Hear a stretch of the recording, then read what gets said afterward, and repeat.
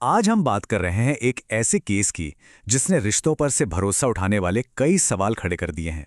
सोचिए, गाजियाबाद की संजयपुर कॉलोनी, रात का 1 बजा है। चारों तरफ घना सन्नाटा, जब पूरा शहर गहरी नींद में होता है। और उसी सन्नाटे को चीरती है एक आदमी की दर्दनाक चीख। एक बंद घर के अंदर से आई ऐसी आवाज जो पूरे मोहल्ले को नींद से जगा देती है। घरवाले भागकर जब कमरे में पहुंचते हैं तो जो नजारा देखते हैं वो दिल दहला देने वाला था। एक नौजवान दर्द से तड़प रहा था और उसकी कटी हुई जीभ बिस्तर पर पड़ी थी। सवाल ये है, आखिर ऐसा हुआ कैसे? इस भयानक रात की पूरी कहानी समझने के लिए हमें थोड़ा पीछे जाना होगा, करीब 8 महीने पहले, जब इस रिश्ते की शुरुआत हुई थी। तो कहानी शुरू होती है मई 2025 से, जब विपिन और ईशा की शादी हुई। लेकिन ये कोई सपनों वाली शुरुआत नहीं थी। परिवार वालों का कहना है कि उनके रिश्ते में पहले दिन से ही खटपट शुरू हो गई थी और अगले 8 महीनों में ये तनाव सिर्फ बढ़ता ही गया। सोचिए, बात इतनी बिगड़ गई कि मामला सुलझाने के लिए 7-7 बार पंचायतें बैठानी पड़ी, लेकिन नतीजा कुछ भी नहीं। तो सवाल उठता है कि इन झगड़ों की जड़ क्या थी? खैर, विपिन के परिवार के अपने आरोप हैं। उनका कहना है कि ईशा इस शादी से कभी खुशी नहीं थी।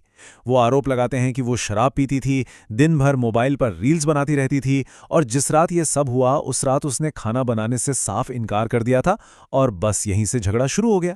लेकिन जैसा कि ऐसे मामलों में अक्सर होता है, कहानी का सिर्फ एक पहलू नहीं होता, एक दूसरा पहलू भी है और ये पहलू पूरी कहानी को एक अलग ही मोड़ दे देता है। अब जरा देखिए कि एक ही घर से एक ही रात की 2 कितनी अलग अलग कहानियां निकल कर आ रही हैं।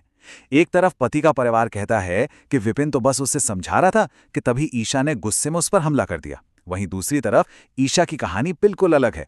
उसका आरोप है कि उसे लगातार परेशान किया जा रहा था और उस रात भी उसके पति ने उसे बेरहमी से पीटा। वो कहती है कि उसने जो भी किया वो खुद को बचाने के लिए किया। याद है वो चीख? वो सिर्फ घर की 4 दीवारी में कैद होकर नहीं रही, वो पूरी कॉलोनी में गूंजी। और उसके बाद जो हुआ, उसने एक घर के झगड़े को सड़क पर होने वाले एक बड़े हंगामे में तब्दील कर दिया। जैसे ही चीख सुनी, आस पड़ोस के लोग इकट्ठा हो गए और उन्होंने ईशा के साथ मारपीट शुरू कर दी। इसके जवाब में ईशा ने भी फोन करके अपने परिवार वालों को बुला लिया और फिर जब उसका परिवार वहां पहुंचा तो आरोप है कि उन्होंने विपिन की मां पर हाथ उठाया। बस फिर क्या था, देखते ही देखते बात बढ़ गई और दोनों परिवार सड़क पर ही एक दूसरे से भिड़ गए। 6 घंटे। पति के परिवार का दावा है कि उन्हें पूरे 6 घंटे पुलिस की कार्रवाई का इंतजार करना पड़ा। उनका इल्जाम है कि उन्होंने पुलिस को रात में ही खबर कर दी थी, लेकिन असल एक्शन तब लिया गया जब ये पूरी कहानी सोशल मीडिया पर वायरल हो गई। तो इस पूरे हंगामे, इन आरोपों और जवाबी आरोपों के बीच अब कानून अपना काम कर रहा है। तो चलिए अब ये देखते हैं कि ऑफिशियली इस मामले में अब तक क्या हुआ है। फिलहाल पत्नी ईशा को गिरफ्तार कर लिया गया है और उस पर गंभीर चोट पहुंचाने जैसे चार्जेस लगाए गए हैं। वहीं दूसरी तरफ पति विपिन मेरठ के एक अस्पताल में भर्ती है, जहां उसकी हालत काफी गंभीर बताई जा रही है और जाहिर है पुलिस की जांच अभी चल रही है।